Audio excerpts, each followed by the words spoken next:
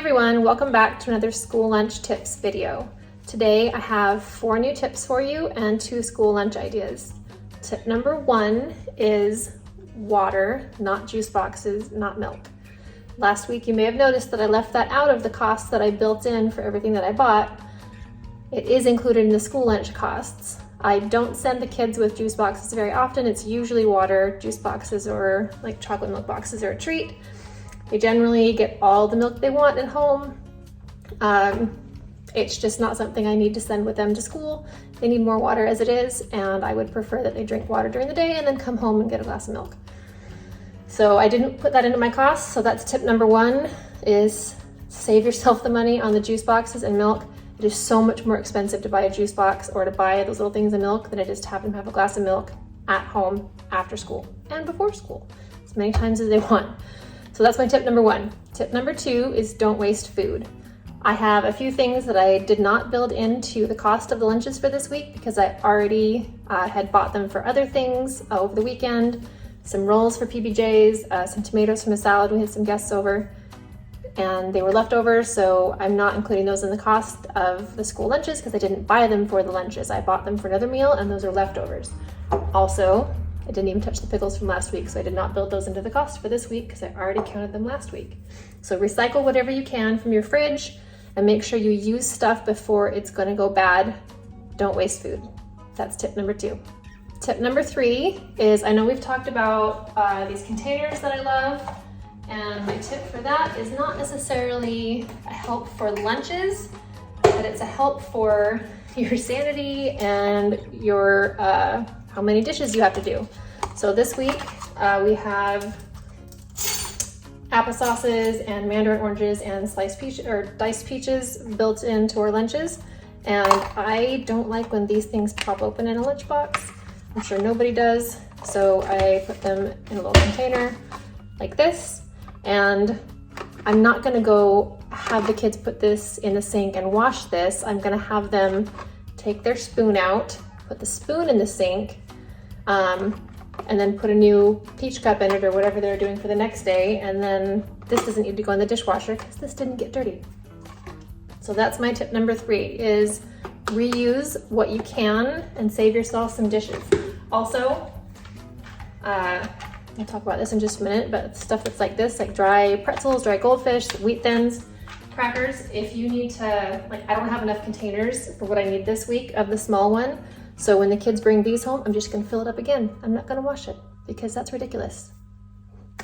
So that's tip number 3, is reuse what you can, save yourself some dishes. Tip number 4, on the heels of tip number 3, I'm sure you saw that little spoon that I put in there.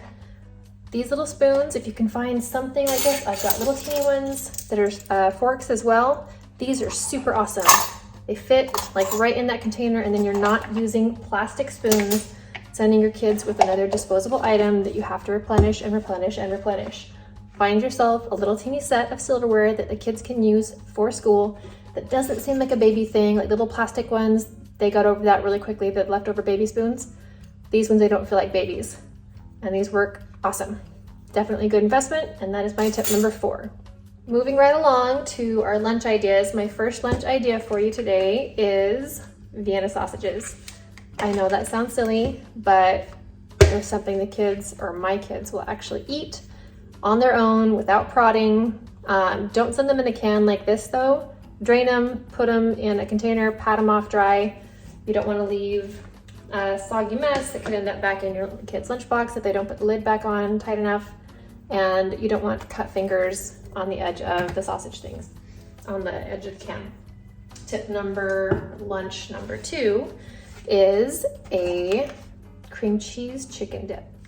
And all this is 1 brick of cream cheese and softened so that you don't have to waste your muscles trying to smash up cold cream cheese.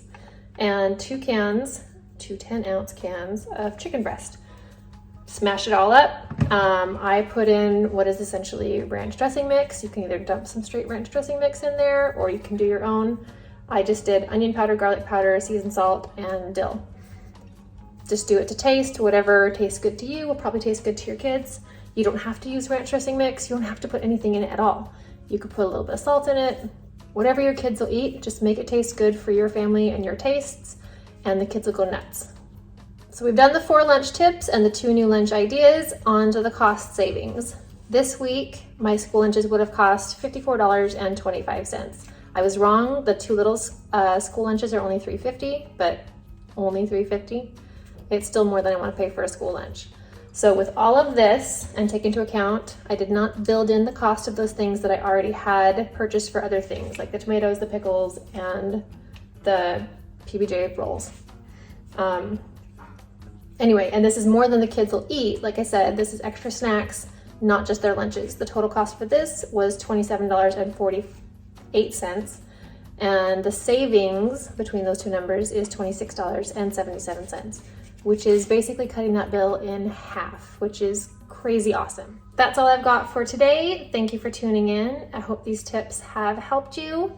If they did, if you'd like to hit that like button for me, that would be appreciated, and I hope you consider subscribing. Have a great week, and we hope to see you next time.